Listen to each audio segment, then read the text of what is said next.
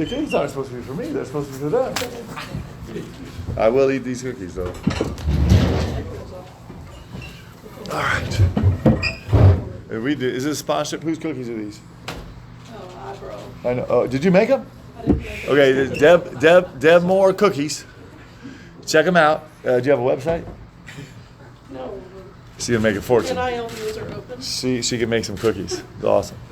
I'm just going to start with an opening statement, but when we get to the Q&A section, please raise your hand and then share your name and outlet so we can begin to start learning all of you wonderful people. Let's start with an opening statement. It's great times here at Kentucky. It's the best times because we've been on the court now. We just had our 6th practice together as a team, which is the best part. And the guys are doing an extraordinary job. I'm really excited about fitting these pieces together. We feel incredibly rushed, like we're just under the gun now to grow together and understand each other and understand new terminology and new personalities and new skill sets. But I'm absolutely loving being on the court with these guys every day. It's super special. It's the best part. We're super excited about the draft. I'm sure I'll get some questions on that, but we got 5 guys eligible in this draft, and there's going to be some more history made with Kentucky basketball in the NBA draft, and we're super excited for these young men and what they've contributed here and what they're going to do in the future. And then I assume today we're going to talk about the TBT, which is awesome that we get to have it in Rupp Arena. It's going to be a huge deal.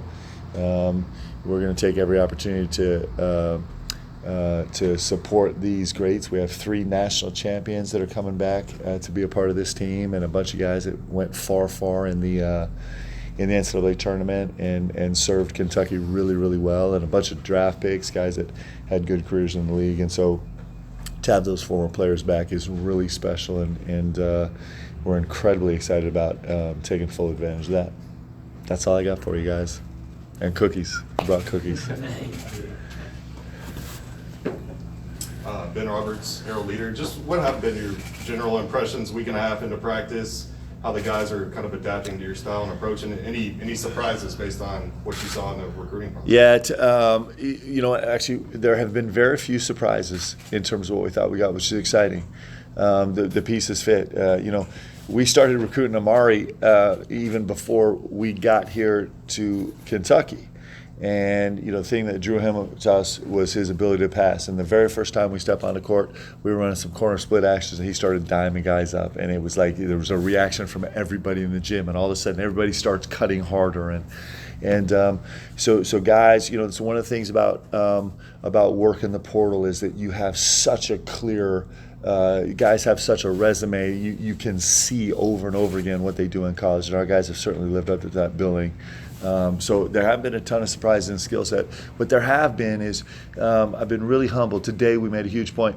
Yesterday we were meeting as a staff, and sometimes you get veteran players and they're less malleable and less coachable, and they kind of have done what they've done and they do what they do and they're less responsive. The thing that's been surprising, these guys have been incredibly willing to just grab onto any instruction and really run with it. Some guys, there's a bunch of guys that stick out, but what Lamont Butler has done in terms of just taking a little piece of advice and implementing them immediately has been so exciting. Andrew Carr, in the same way, in a different area of the game, has been incredible. Otega Owe, we had some conversation over the last couple of days, and he came out and had an unbelievable practice this morning.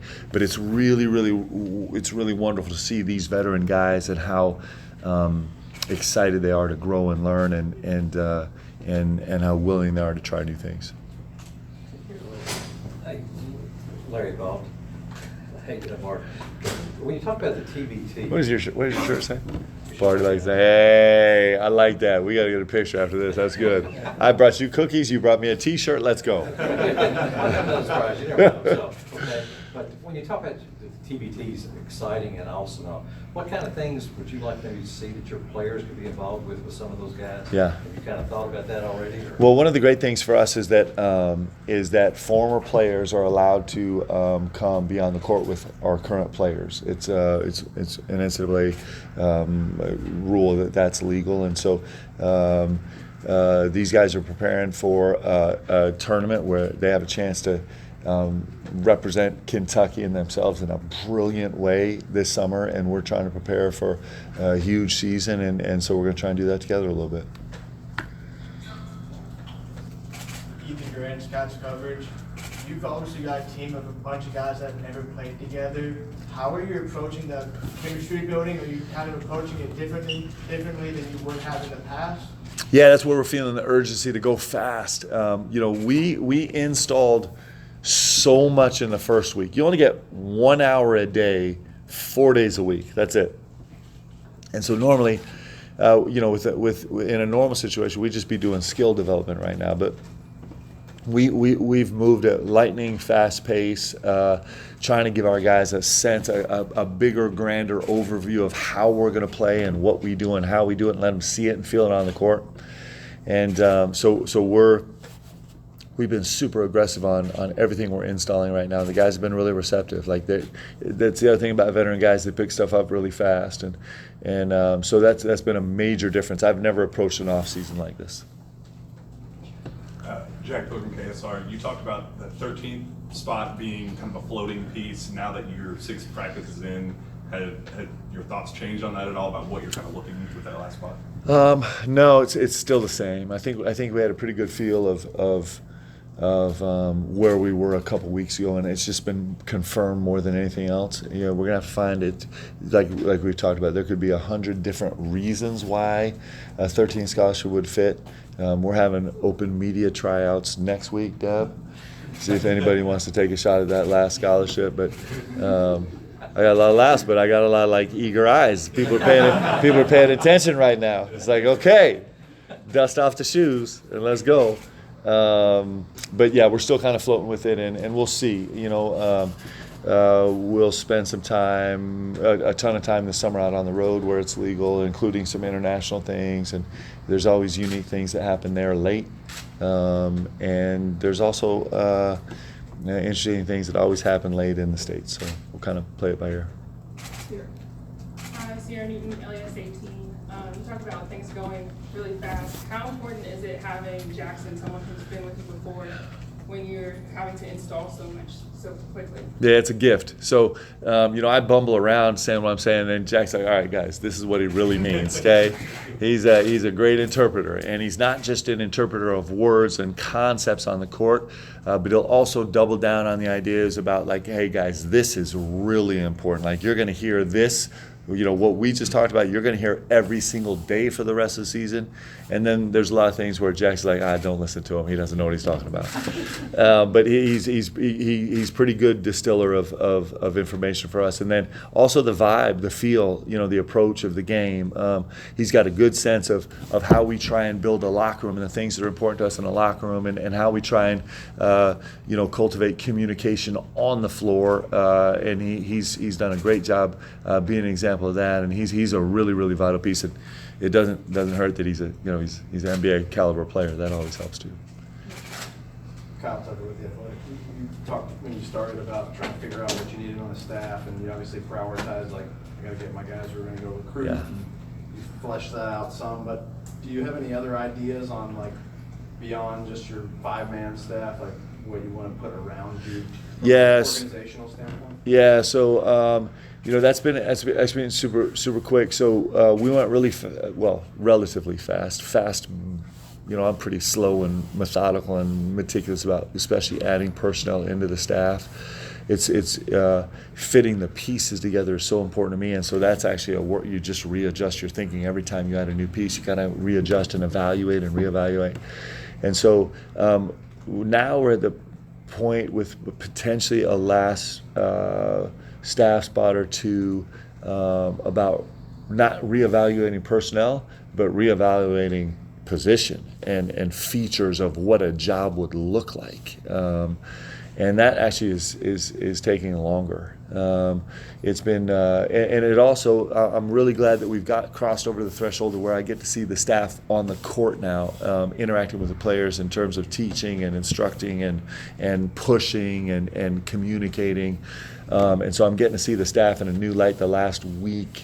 in a couple of days. And so as we take in all that information, all of that is kind of going to filter into the last spot or two about how we reevaluate what that job's even going to look like. And also we're getting a sense, as we talk about every single day, right, the landscape of college basketball is changed so dramatically that there's this real push about, like, man, if I end up with exactly the same staff that I would have had 3 years ago, that hasn't been reactionary to the massive, like, change in college basketball, then I might miss something. And so we're trying to figure all that out. We already have a couple positions that are a little bit unique and different, and we're trying to feel out the last few spots. Dylan Ballard of Steel Blue. I know that you can't talk about specific players, but just how's the recruiting been different here than the last stop, and like how's that going for you? And kind of on a funnier note, did the clutch make it in that car? You said you hadn't drove on in a while on that recruiting trip that you posted about on Twitter. Yeah, that's not as funny as you think it is. I'll tell you, every time that I get to walk into a building with UK on my chest, it just feels different, recruiting, and it looks different. I'm a way handsomer guy with UK on my chest, and it's also, man, it just comes out of my soul. Every time I get to say, introduce myself to recruit and say, I'm Coach Pope, the head coach at the University of Kentucky. Like, I can't that doesn't roll off my tongue. Like, it catches me every single time, and because I know what this job is, right? And I know how blessed we are to have a chance to be here affiliated with this incredible university. So, in its own unique way, I got to coach at a great institution before this at BYU that had some significant filters in terms of the players that would fit in that program. And certainly Kentucky has massive filters also, because there's just not that many players that are built to play here. They've got to be the best players in the country, and they got to want to take on the most amount of pressure and scrutiny of any players in the country, and they have to, they have the highest standard of any program in the country. And so finding those pieces is different also. It's kind of a nice mix. And I'm going to tell you, pulling out of the airport in Buenos Aires was shaky. There was a lot of start and stop and a lot of grinding in the old way we used to talk about it. But I'm telling you, half a day in, man, I felt like Mario Andretti rolling out there. It was unbelievable. I don't know if there's any traffic laws in Buenos Aires, but I'm pretty sure I broke them all. It was fun. That was awesome. Do they even make stick shift anymore? Because it was fun to drive. The safest, I'm going to stop before I get into some trouble. Keith Taylor with Kentucky Today. How's your schedule coming, and how's it looking at this point? Yeah. How much are you done, and how much do you like? We're close. We're really close. I think we're just waiting on some contracts. Scheduling is just complicated. It has never ceased to amaze me how complicated it is to put together a schedule, and more complicated now than ever for like 10 different reasons. But I think we're really excited about our schedule. We're playing some of the best teams in the country early. We like the way that it's spaced out during the non-conference, and it's going to be fun. I can't wait to get into Rupp. I just can't wait. Can't wait to get in there. Of course. Hey, Coach, right back here in the corner. Your team's all brand new. There's sort of personalities that you have to get to learn and know. How are you navigating that to make sure everyone is well connected? Yeah, well, I'm counting on the staff to do that a lot, and I'm counting on the players to do that a lot. One of the things with us is, and Jax has echoed this with the team a lot.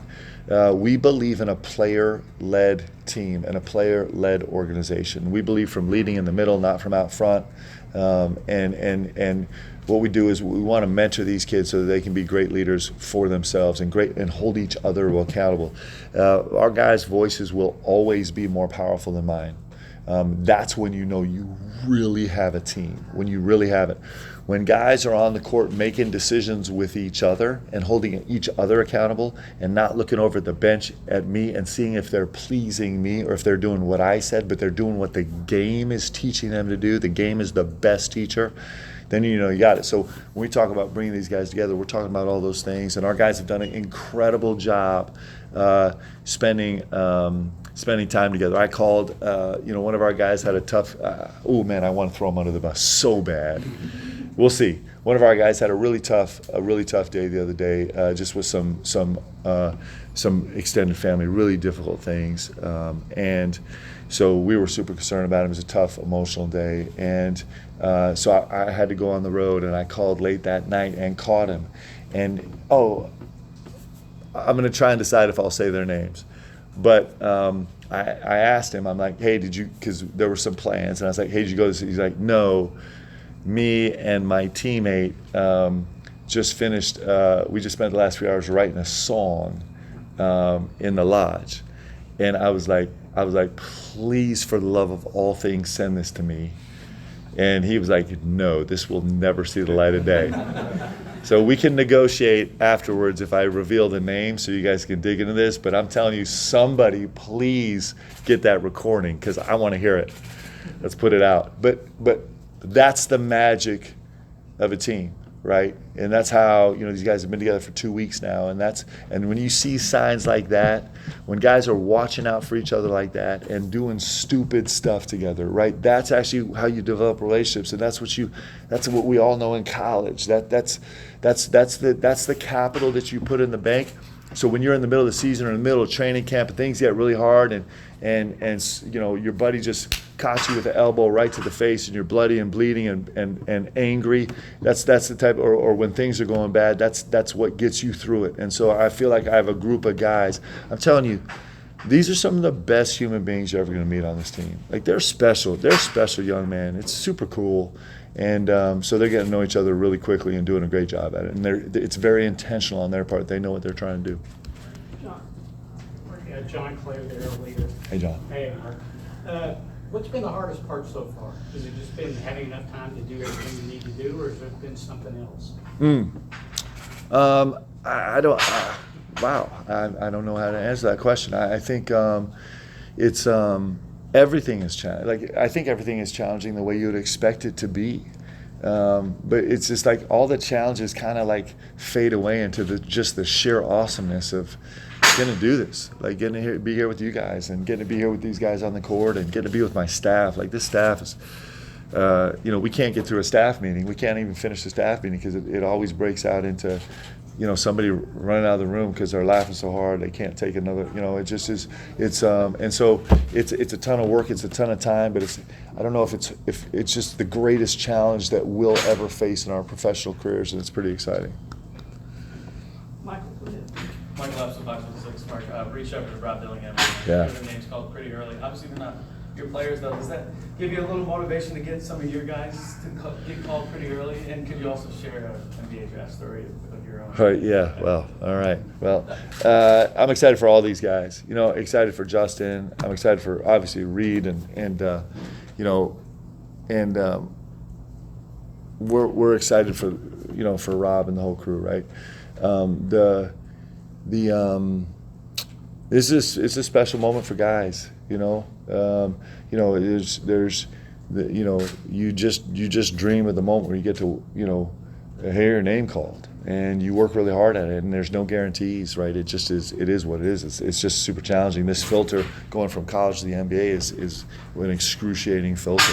It gets really complicated, and so it's incredibly exciting time for these guys to start a new journey in their life, it's been in our tenure, it's been a defining feature of Kentucky basketball. I'm looking at these great coaches, on the wall here. Come on, this is a Mount Rushmore of coaching in all of college basketball, and clearly what Cal's done. But then you think about what Cal's done is incredible, right? And you think about Tubby threw some of the greatest pros to ever play the game into the NBA, and Coach P. He looks a lot younger here, but still just as animated. I love you, Coach. My team had 9 guys go play in the NBA from our team. This tradition at Kentucky of having great players come here and hang banners and then go play in the NBA is part and parcel of what makes this place special. And so tomorrow's a special day for Kentucky for sure, and we're really excited for these guys that wore this jersey and represented this place really well. And then for years back in the day, do you remember? So I got drafted. It was a mistake. I'm pretty sure that Donnie Walsh never recovered. He was the president of the Pacers, and in fact, Larry Brown did get fired, in fact, that season, and so I think they were like, what have, clearly, they were questioning the leadership in making that decision. But yeah, I really do leave it as thanks to Coach. Well, first of all, thanks to the guys on the team, because I have no chance to get drafted if we don't win a national championship. And then I'm super grateful for Coach. If you go back and look at the film, Coach Pitino was on live on the show. It was like 4 guys doing the draft, and so I got picked, I think 52nd. I'm pretty sure that's right. I think there were 58 or 59 people in the draft. So it was late, guys. It was late, and so they show the one highlight that I had for my career. It was very short, and then they flash back to the panel, and Coach just kind of leans back in his chair, and he holds up his rosary beads, and he's like, thank goodness I've been rubbing my rosary beads for the last 10 picks. So I'm sure that had something to do with it. All right, guys, we have time for just a few more. Gary.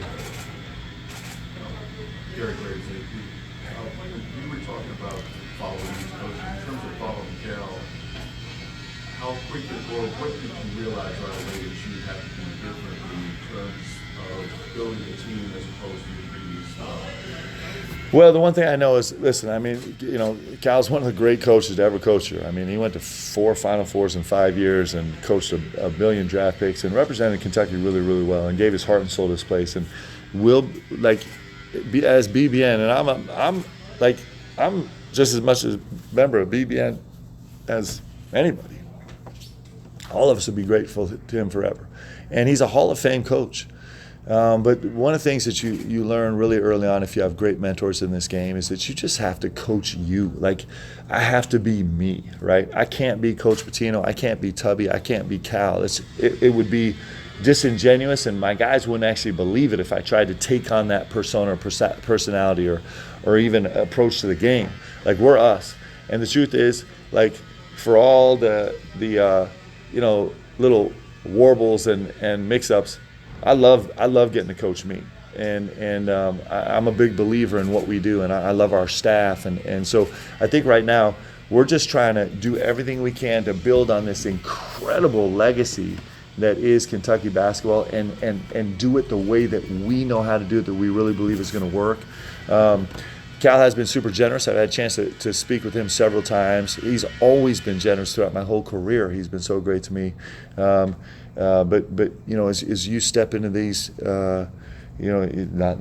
this job, this is the only one of its kind.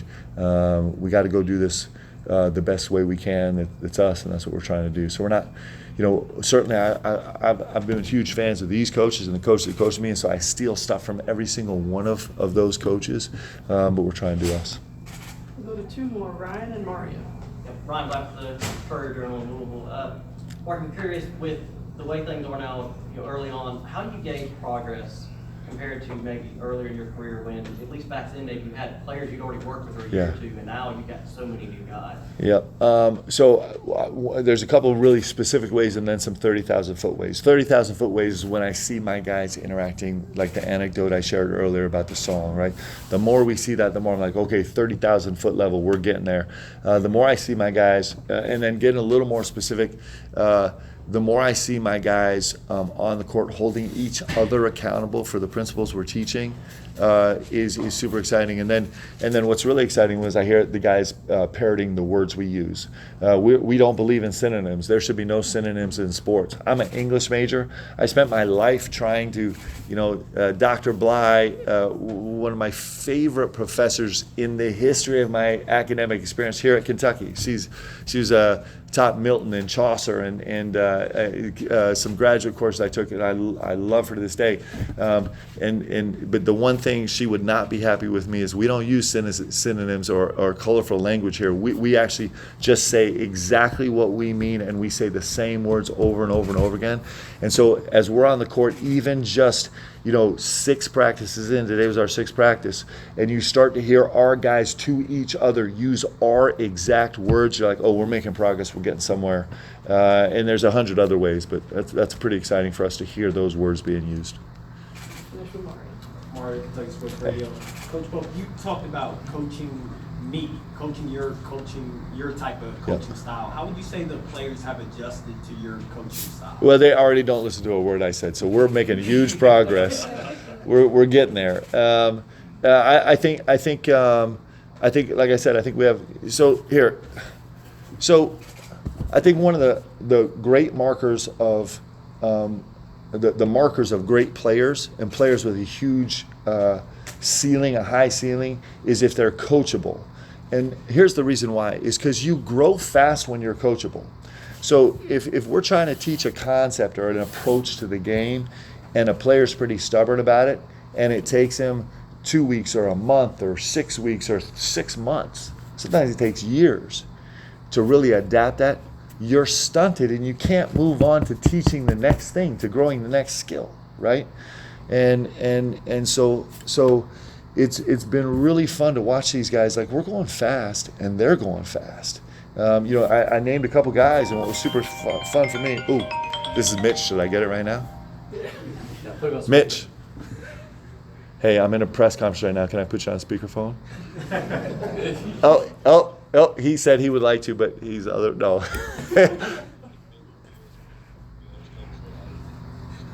Well, I'm sharing a bunch of dirt about you right now. I'll call you after. Yeah, well, all right, I'll call you later. Thanks, Brother Bob. That's a great man right there. We're super blessed. We're super blessed to have him leading the University of Kentucky athletics. And clearly, I'm going to say that because he was crazy enough to hire me. But on a much broader scale, we're really blessed to have him because he is leading the charge in navigating the most complicated time in the history of college athletics, and it's not even close. And the one thing we know about him, he's going to do with class and poise and intelligence, and so I'm super grateful for him. I promise that was not planned, just so I could bear testimony of my love for Mitch Barnhart. Well, thank you, everyone. That's all the time we have today. We got to get him on the call. I do want to let you all know that the TBT bracket reveal will be right here in this room tomorrow morning at 10 a.m. You will have 4 featured guests: Tawny Beckham, Nate Sestina, Daniel Orton, and I'm missing one, Nathan, who's the 4th. Okay, one other guy. Sorry. But anyway, you are all welcome to 10 a.m. right here tomorrow. I will send out an advisory here later this afternoon. And then let me say this too, not on camera. Can we not do this on camera? Because it's just you guys. So you guys got a hard job. And the times when you guys are saying nice things about us, I'm going to be super hyped. And the times you're crushing us, it's going to be fine too. That's part of the deal. But I get it. It's hard turning over product every single day. But I'm super grateful for each one of you because you're telling these kids stories, man. And that actually is super cool. And so thank you for doing it. And it's going to be a fun ride. Let's go. Okay.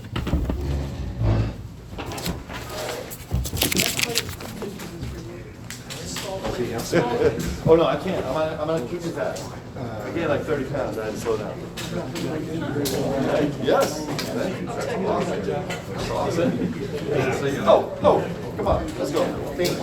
Come on, man. She's here from Denver. See you, baby. How you doing? You all right? 3 hours. See ya. Yeah, you've been a while.